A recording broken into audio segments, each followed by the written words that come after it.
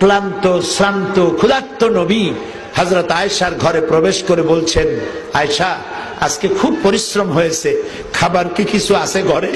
হযরত আয়েশা বলছেন, ইয়া রাসূলুল্লাহ, আল্লাহর কসম আয়েশার ঘরে পানি ছাড়া কোনো খাবার নাই। এই হলো আপনার আমার রাসূল।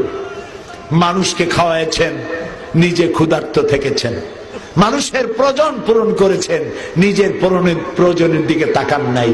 কলিজার টুকরা মেয়ে মা ফাতেমা এসে বলছেন, আব্বাজান আটা পিষতে পিষতে আমার হাতে ফোসকা পড়ে গেছে, কুয়া দিয়া পানি উঠাইতে উঠাইতে আমার ঘাড়ে দাগ পড়ে গেছে, আব্বা ইয়া রাসূলুল্লাহ আমার একটা দাসী দিবেন?